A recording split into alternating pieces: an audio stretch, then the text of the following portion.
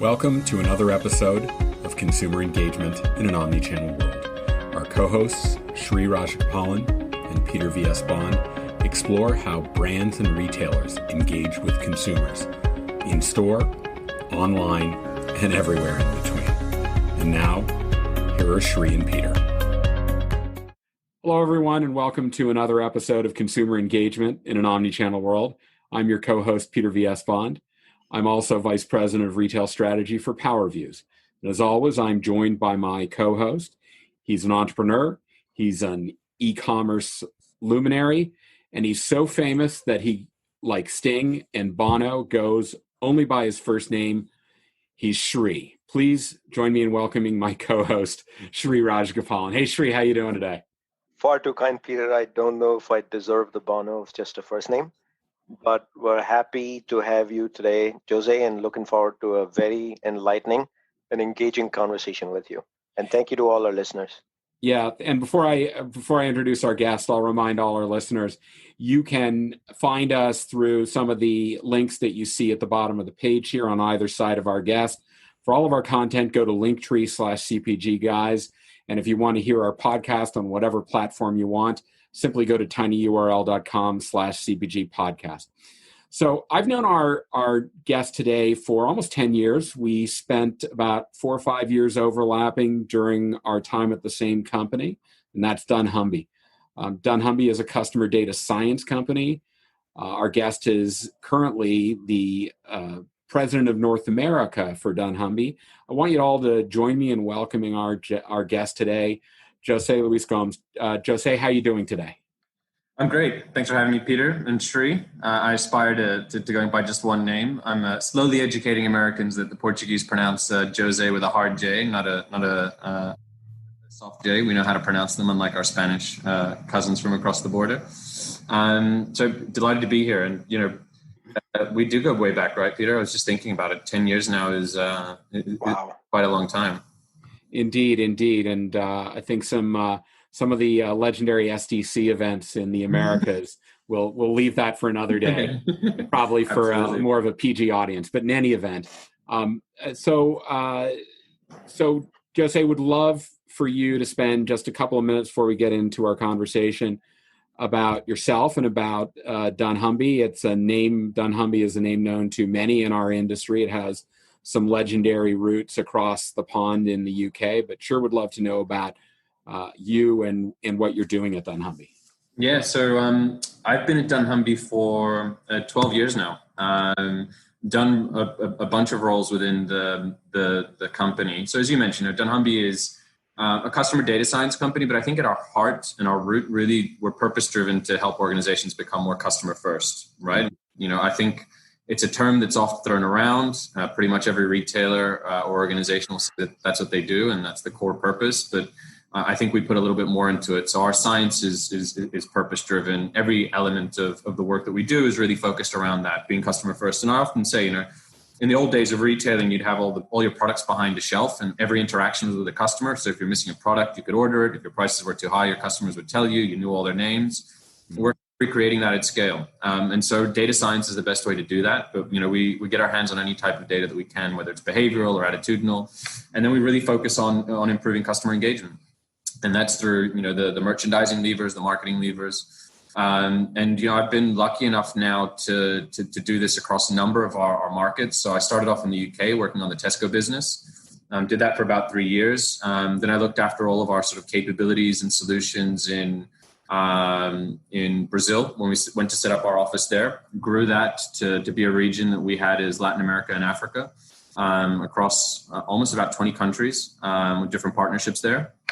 Did that for about 3 years, and then moved in and actually set up our media services businesses. So leveraging all the first party data for retailers and, establishing partnerships with Facebook, Google, et cetera. Then ran the region outright for the last 2 years before I came north, settled in Chicago, and have been leading the business here. And it's been a really interesting journey. I think reestablishing the roots of dunnhumby. Many of us will remember us from a JV with Kroger, and establishing what the new dunnhumby looked like. And the new dunnhumby, I think what's exciting, looks exactly like the old one, really rooted in our customer first principles. We've taken that to market. So, one of the things we're really proud of is our retail preference index study.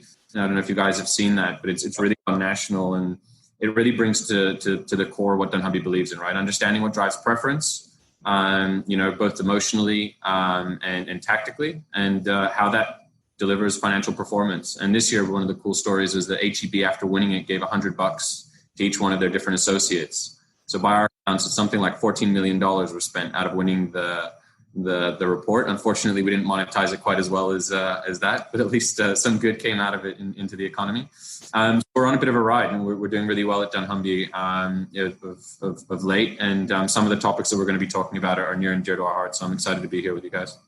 Thank you. Yeah, I can only imagine, Jose, that with the pandemic, the appetite and hunger for data, insights, and analytics at the customer level to build the next year strat plans, or aka the 2020 strat planning cycle, is probably going to shoot through the roof. The demand for that should be significant later this fall. Yeah, I mean, Sri, the interesting thing that we're finding is that, the pandemic has just been this amazing sort of test, right? I'm calling it the mass experimentation period, where everyone has tried new things at a scale that's unprecedented, whether it's new channels, new retailers, new products, you name it. They've done it all in different and new ways. Some of them loved it, some of them hated it. And every retailer right now is scrambling to work out, how do I keep people doing the things that are good for me? And how do I get them to go back to the other stuff that was great? And then everyone's looking at each other thinking, and when will the good times end, right? Because we have these amazing tailwinds in the industry, but, food away from home at some point will resurge. And at some point, this recession is going to kick everyone's butt.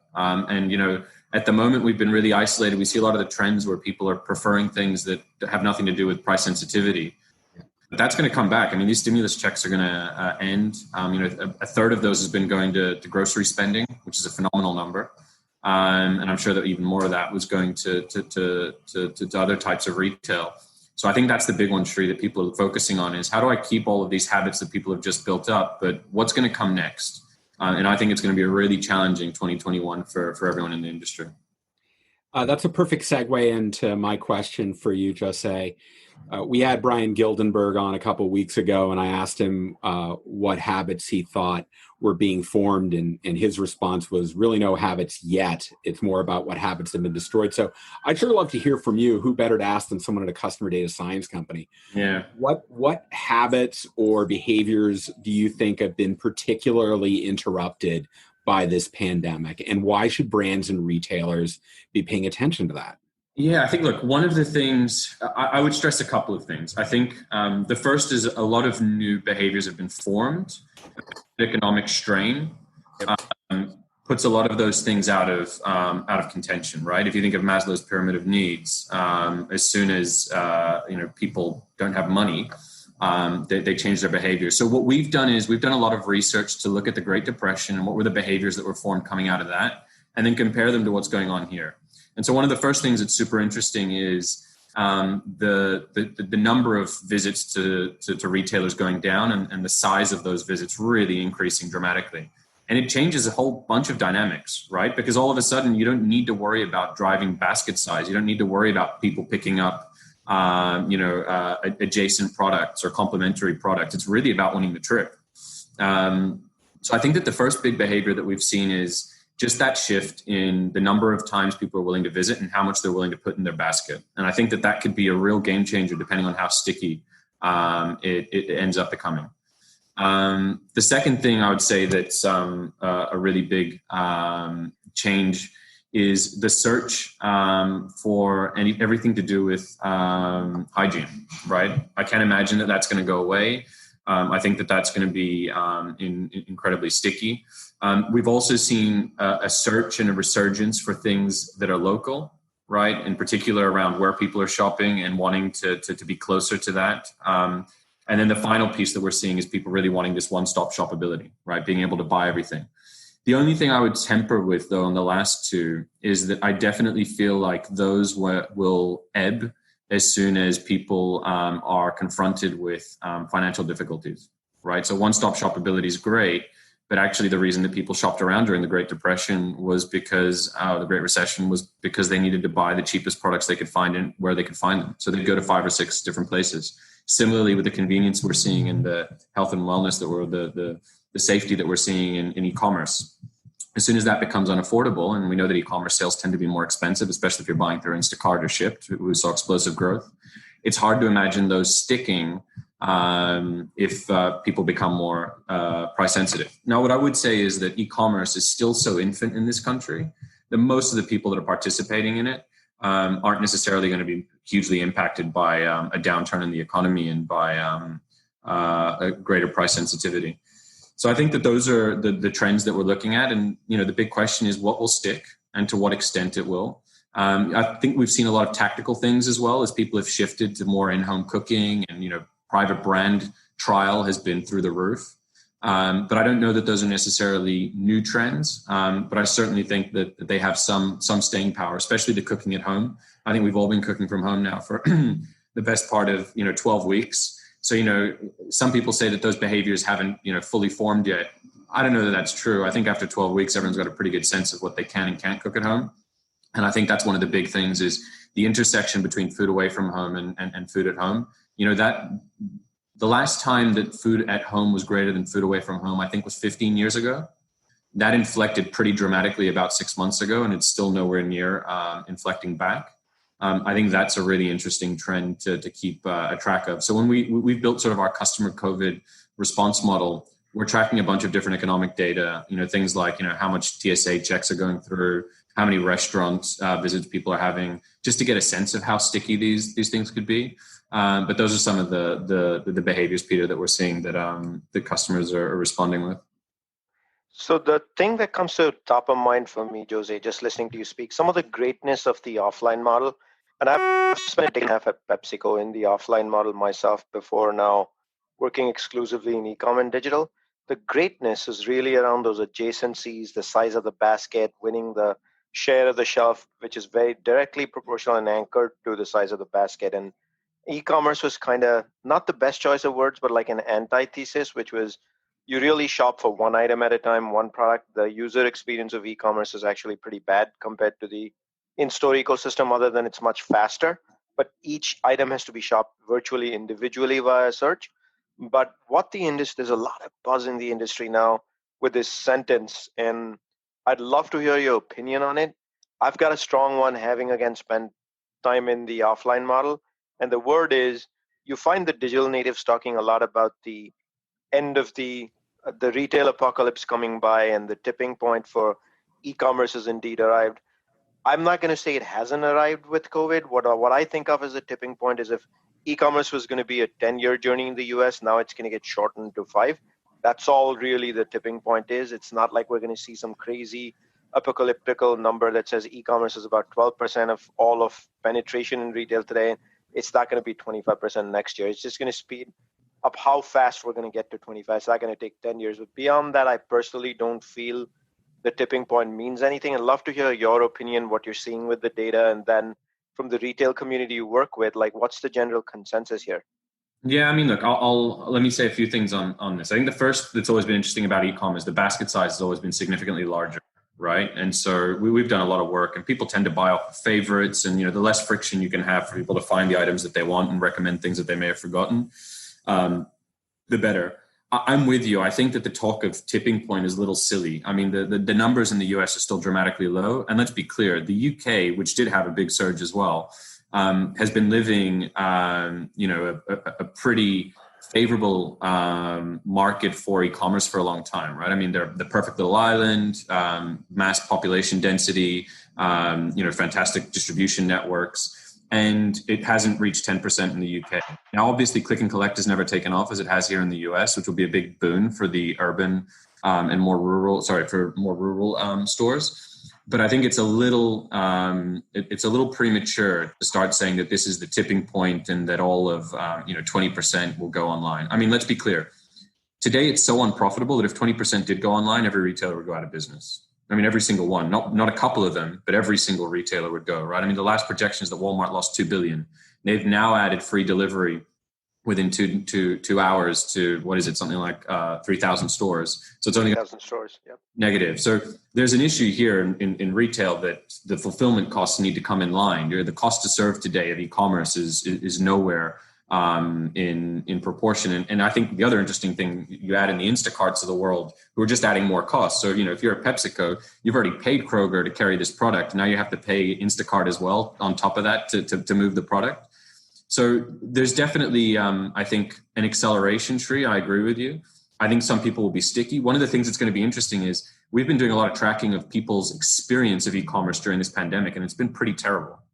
For all the right reasons. I mean, not right reasons, but for all the explainable reasons. People aren't giving retailers too hard a time. But, if you're out of stock in store, you're going to be out of stock in home.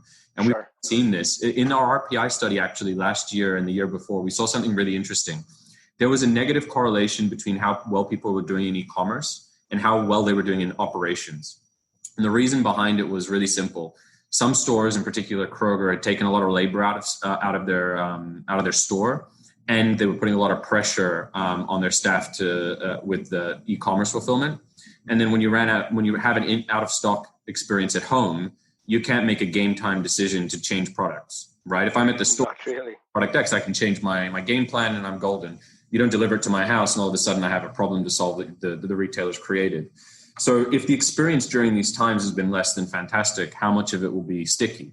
I do think, though, that one of the things that is new in the US and that could be a game changer in terms of acceleration or the stickiness is click and collect, right? It's very much taken after the French model, where in France, they could never get delivery to work because the French refused to pay for home delivery, and no one would give it to them for free. So their model was really built off of click and collect. I think that could be a difference maker.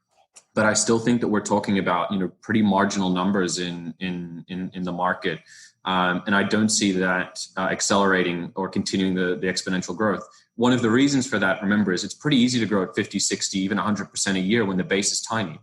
Right after a while, you're starting to get there. And one of the things that we saw in this expansion was essentially the large national retailers rolling out click and collect to all of their stores.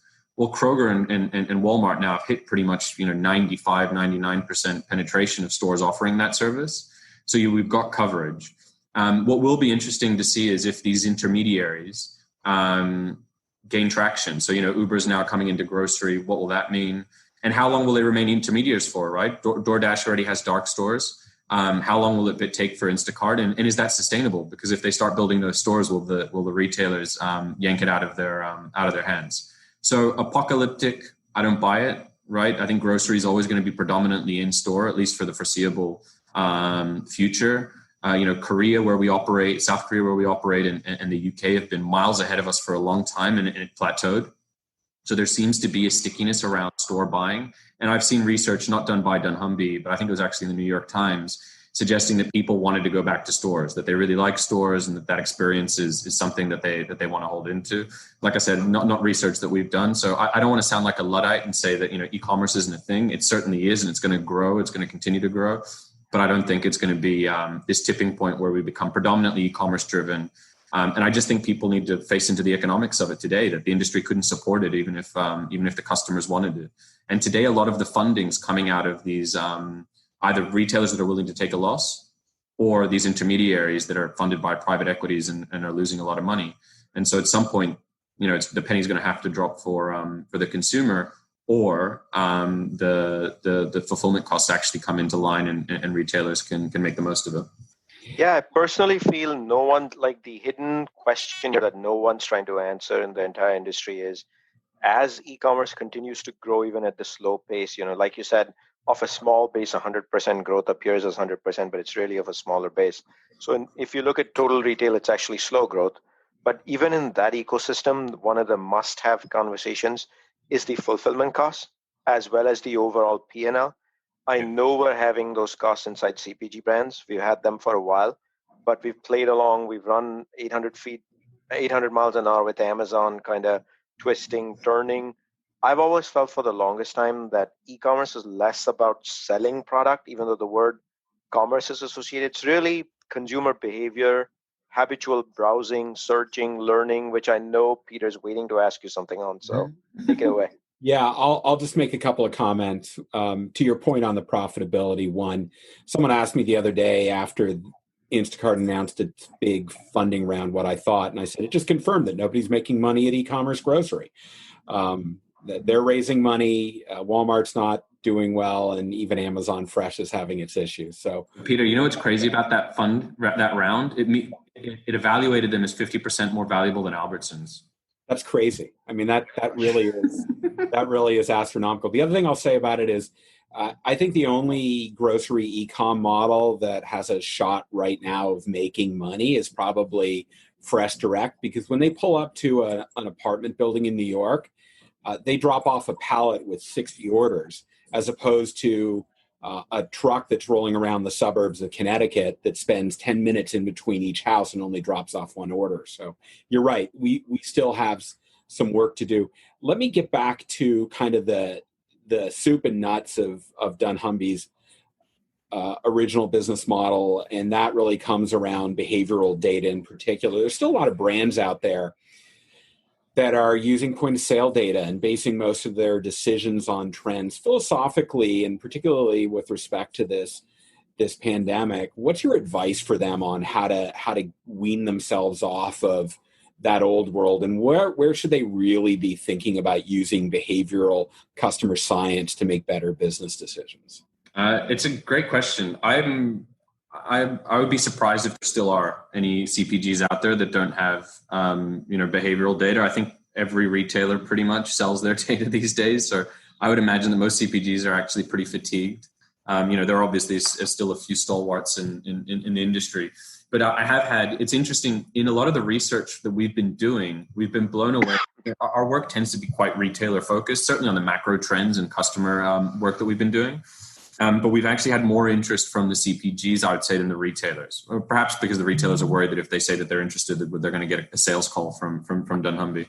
But what we've been telling them, Peter, is look, if you don't have a rich understanding of the behaviors that are going on, you don't know all of the things that people have tried for the first time that are great for your brand, and all of the things that they've tried for the first time that are a threat, right? So if private brands are taking off, you need to know where you're losing to and what's motivating customers to do that, and can you get them back, or how risky that's been.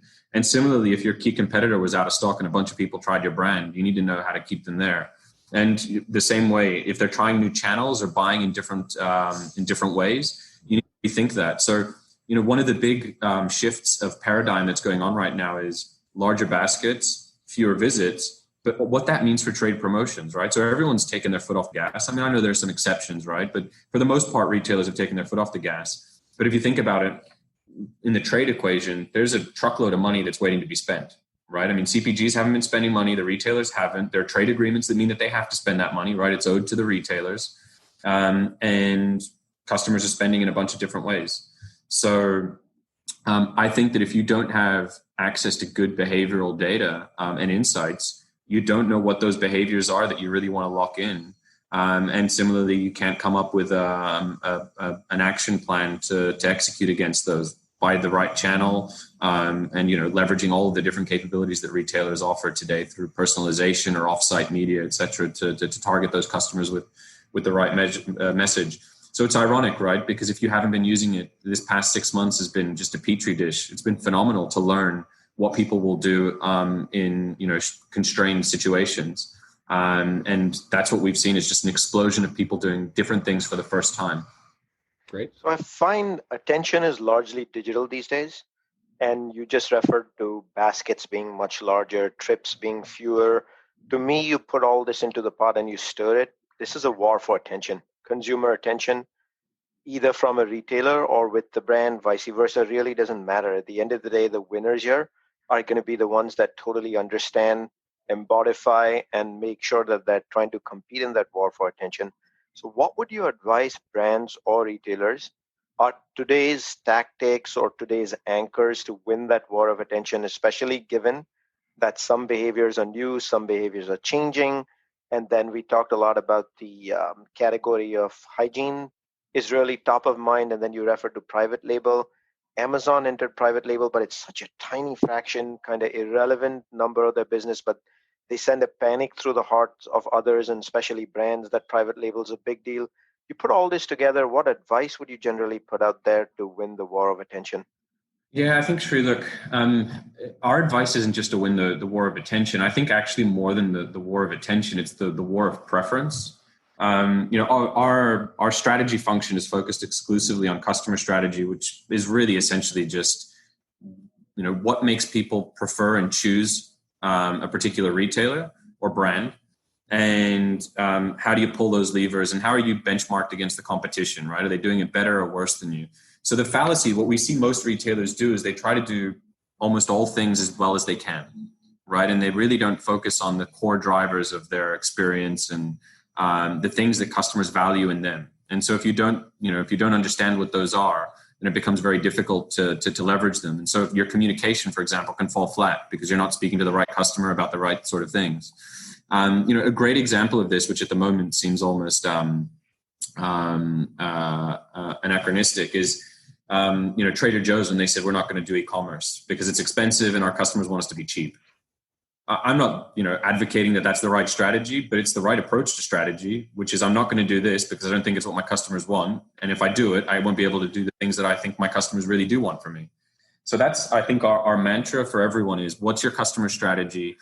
Don't build the budget based off of the objectives that you're setting, but actually build it off the understanding that you have of customers, and what's the positioning that you're going to have. So we did a really interesting project recently for a retailer that really just focused in on the niche. They were underperforming and really focused in on the niche of what are the few things that they did better than the competition. And for them, it was really about store location, right? And they had a store location footprint that meant that it was almost, the strategy was almost, how do you get people to not drive by me before they go to a Walmart or, one of the big box retailers? And that really shifted it. So, we focused on the prices had to be good enough. They didn't have to be better, but we needed to be within, the realms of possibility. And then we needed to communicate really about convenience. And this is a supermarket, but we really wanted to hone in on convenience because we knew that people were living nearby the stores and driving past every once in a while to go to a bigger box format. And so if you think about it, that then influences the attention that you're talking about. Or how do I grab it? Well, by being relevant. Right? If you try and sell one-stop shop ability in that format, or if you try and outgun the Walmarts and the Aldis on price, you're not going to. So being really clear around who your target customer is and the customers and the strategies that you're going to enact to win them over, I think that's the most important thing. And I don't think that that's new. I don't think that the pandemic has changed anything. I just think, to your point, it's created so much noise that if you're not clear about what matters to customers, it's easy to spend a lot of money chasing around all the buzzwords that people have just started throwing out there. And I think it just comes back to that. And so, Peter, you're asking the question as well about behavioral understanding. If you don't have that, then you really won't be able to craft a good customer strategy because you simply don't understand what your customers are doing. Yeah, I loved your comment about Trader Joe's in particular. My criticism to Trader Joe's is just because you don't want to do e-commerce doesn't mean you should abandon digital completely. Like, why all of their shoppers have mobile phones. Why they're not providing their shoppers with content about their products and customer feedback about those products. I think that's a bit of a shortcoming for them. But that's just my opinion. I think that abandoning e-commerce altogether is and everything that goes with it is probably a little short-sighted. But if I flip that and put it in front of you, Jose, and I say the two reasons why Trader Joe's is very relevant for consumers. Number one is the assortment that they have, which tends to be unique, but that assortment also comes with deep value. And as we've discussed multiple times, e-commerce does drive cost for fulfillment. If Trader Joe's kind of got into the business of fulfillment, then that value ecosystem would break and the relevance of Trader Joe's would actually go away. But I feel that's not an excuse not to be engaged digitally. And again, attention, not necessarily, that doesn't translate to e-commerce. Oh, yeah. I mean, look, there are a number of things that people love about Trader Joe's that they hate anywhere else, right? It drives me insane every time we do a study. Because it's the brand, right? I mean, look, one of the things that comes top in our retail preference index is that they're always in the top 3 for emotional connection, right? People love them, right? Or like myself, I'm not a huge fan of Trader Joe's. It's not somewhere I would choose to spend my dollars. But they really have built that in. And so some of those things, I think, allows them to get away with these. I think not having a digital engagement with customers is a little obtuse, right? Because you need to meet customers where they are. I'm behind them not supporting an e-commerce platform that's going to cost them money. I genuinely think that some retailers could look at not getting into the game today, seeing technology costs decline, and then get into the game later on, right? Because the fear is that everyone has is that I'm going to lose all my sales. But the reality of it is that the e-commerce size of the market isn't so large that you're going to lose everything and then you can't play catch up. And you look at how technology is evolving. So I do think that micro fulfillment and some of the companies that are doing really great work in that area could well bring click and collect into play as a profitable channel for retailers. I think the last mile is always going to be difficult, right? Home delivery is always going to be a challenge. So I definitely think that it's a question of time until the economics sort themselves out. And I think that's why Wall Street's such a big fan of everything that Walmart's doing. And I think that some of these retailers are big enough that they have to walk and chew gum, right? They're going to have to build this business. And you look at, Walmart's recent comps, most of it came from e-commerce growth, right? So even though it's small in the industry, it was, I think, 2/3 of their comp growth pre-pandemic. It'll be interesting to see how Ocado plays out in the US with a smaller footprint. Jose, I've always felt for the longest time, though, if e-commerce is going to play out in this country, if you wear a brand lens, your best odds of success are going to be click and collect. It's not necessarily home delivery, pure plays. Those are all areas where e-commerce started, arguably, and brands participated because they wanted to belong. But if you look at average brand P&L and its composition and how the industry blueprint has been structured over the last 30, 40 years, it's really partnerships for bulk order delivery into a retail warehouse, and then having a partnership with the retailer to be the fulfillment agent, which is really the in-store model.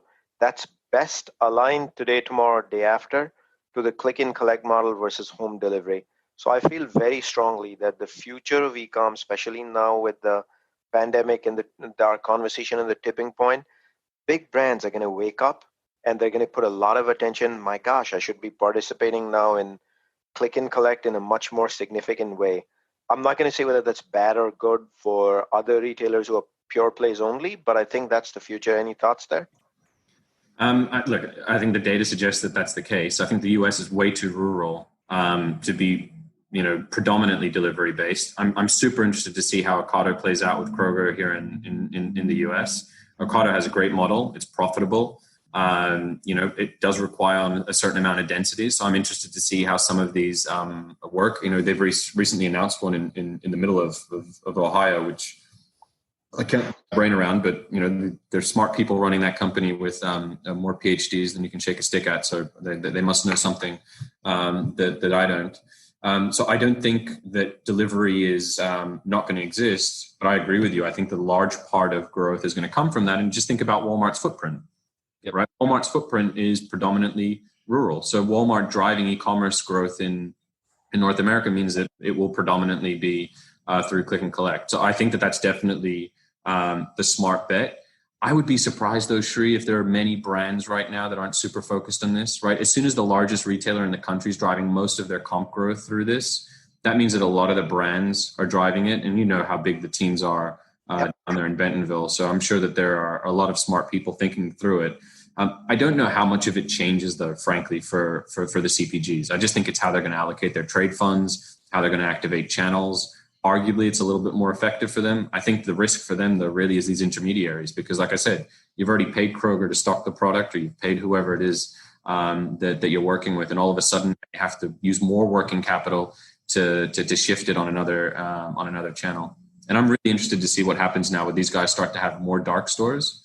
That'll be fascinating. And remember, we still have our Amazon stores to come, right? Everyone's forgotten about that. But those will be coming.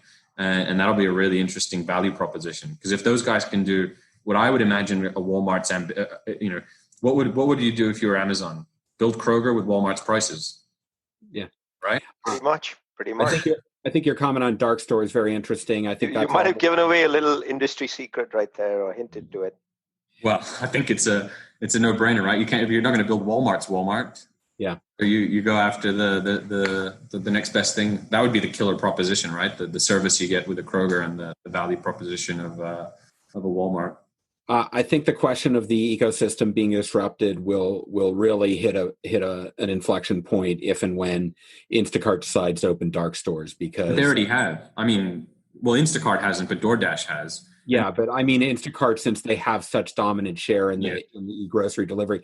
Before I turn to Shri for our final question today, I'm going to dip into his favorite topic, which is media. Would sure love for you to voice your thoughts on the recent brand boycott for Facebook ad and how they work themselves out of that to get brands re-engaged.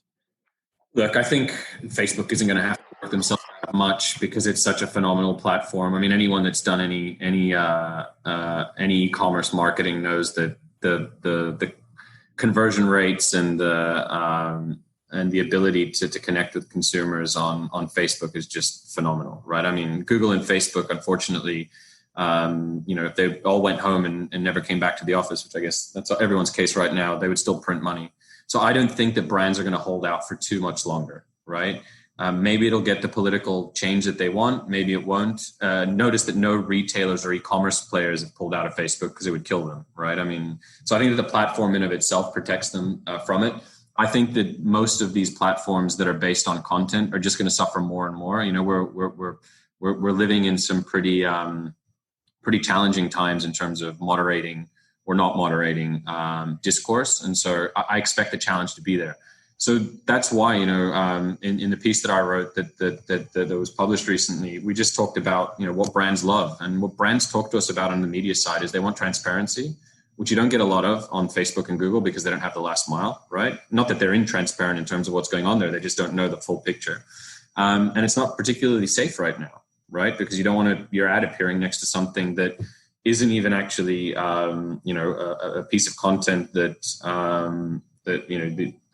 wildly polarizing from a political perspective. So what we see that's a huge opportunity is retail media. And we've been at the forefront driving it for about 30 years now, but we're also really excited. We've been bringing to the U.S. sort of our concept around what retail media should look like, and what that walled garden should look like for the retailers. There's still a huge untapped opportunity here in the U.S. One of the things that we've seen here, because of the size and scale of the country, is that most media inventory is disintermediated. Right, you have third parties acting on behalf of the retailers, whether it's in store, whether it's coupons, or you name it. And so it's often that we do research for our partners or for prospects, and we'll tell them, hey, customers don't think you aren't giving you credit for the personalization that they're doing. They're like, yeah, but we do all this amazing work. And then we say, yeah, but the last experience is the coupon at the checkout, and you'll spit out 15 coupons. Well, we don't control that. That's a third party. Well, your customer doesn't know what's a third party. I've had a chief merchant marketing officer tell me, what you're trying to do is untangle the spaghetti ball. All of these different relationships I have, I have another 3 contracts. Someone's going to put in coolers, someone's going to put in whatever, and each one of them is going to go out and monetize it. One of the things we're trying to explain to retailers, and that we're getting a lot of traction with, is this idea that all media, whether it's in store or online, is exactly as precious as an email that you send someone or a letter you send to their house. It's a customer touch point. Right. And if you're not tracking it and controlling it, and if it's not driven to drive incremental sales, i.e. it's not relevant and targeted to those customers, even in store media, then you're losing an opportunity. And, the work that we do with Tesco, where everything is Tesco branded and where all the media in store helps you navigate the store, where the campaigns look seamless across all of the different touch points, and where it's really planned from the customer out, drives phenomenal performance. And the US is still lagging in that regard because of all of this fragmentation and because no one's looking at it from a customer experience perspective. So we often tell people as we're pitching for media businesses, dunnhumby drives media up to the point where it drives in-store sales, right? It's a good proxy for customer experience. We also do a lot of qualitative work to make sure customers are enjoying it. But if a customer's buying more, then it's good media, right? But no further. So there are some people that in the short term could drive higher media revenues. We don't want that. We want a much more sustainable business that's really focused around creating a fantastic experience. And from that, you'll drive long-term a better media business because it's working for the advertiser as well. So these safe environments, these transparent environments, it's really the retailer that allows that to happen through their data and through their brand. And so it's not surprising, the recent announcement that Kroger Precision Marketing is growing at 50% off a pretty large business already. by all accounts from their public record, because it is safe content, right? It's controlled, it's tailored, and it's well targeted. So I expect that to continue to grow, but we still see a huge opportunity because so much of the inventory and so much of the experience is outsourced. And that's the number one question that we ask. And it's such an easy one in a pitch to say, do you realize that you're outsourcing your communications, your contact strategy to a third party? And no one thinks of it in that regard, right? They're not thinking that, that coupon at the end of a shopping experience is just as important as something that you drop into someone's home, or a conversation that one of your associates may have with them. So there's an opportunity. I think that Facebook just highlights the benefits that retailers have at their disposal. Mm-hmm. And we're obviously biased in this argument because we've been fighting the good fight for quite a time, and we think that the U.S. has a tremendous untapped opportunity. Great, Shri. Last question. The whole media area is so near and dear to me. Right before I went over to Revlon, I spent 5 years at Johnson & Johnson, and we had this holy debate in the industry about where does retail media belong? Does it belong above the line in trade? Does it belong below the line in a true media mix? I know we've used up our time today, but I'd love to do that dialogue with you, as well as I feel we barely skimmed the surface today of behavior, data, insights, analytics, which is the backbone of what y'all do.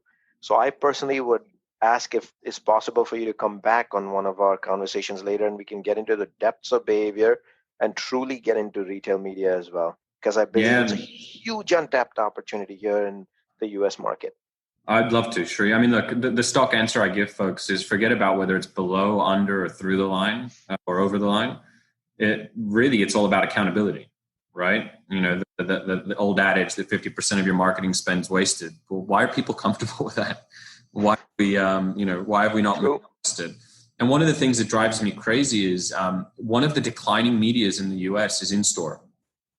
Someone explained to me how media at the point of sale, the moment of truth, right, is not one of the most hot commodities, right? At the same time that e-commerce placements, right, on the website when someone's about to click a product to put it in their basket, for some reason we've decided that clicking something into your basket is more valuable than actually physically picking the product up and putting it into the basket.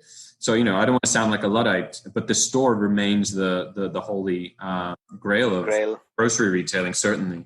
And so there's something broken in the system if that media channel isn't super valuable. Exactly.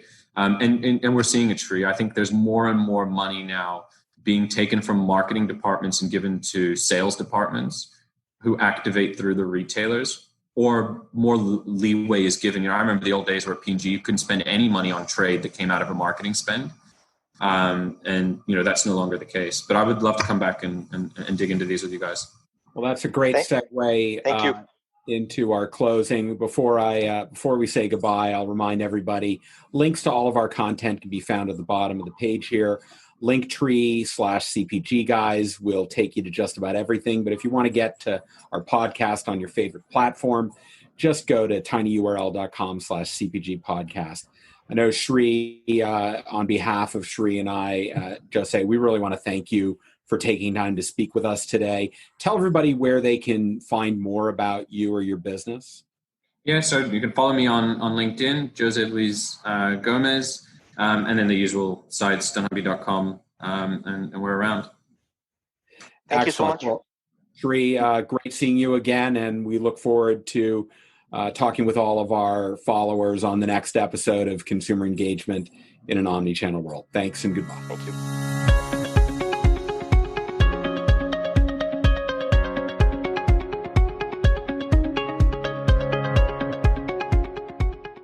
The content in this podcast episode is provided for general informational purposes only.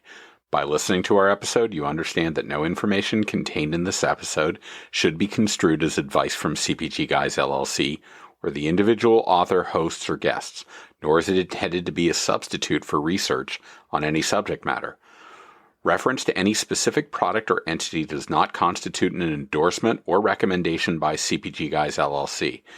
The views expressed by guests are their own, and their appearance on the program does not imply an endorsement of them or any entity they represent. The views expressed by CPG Guys LLC do not represent the views of their employers or the entity they represent. CPG Guys LLC expressly disclaims any and all liability or responsibility for any direct, indirect, incidental, special, consequential, or other damages arising out of any individual's use of, reference to, or inability to use this podcast or the information we present in this podcast.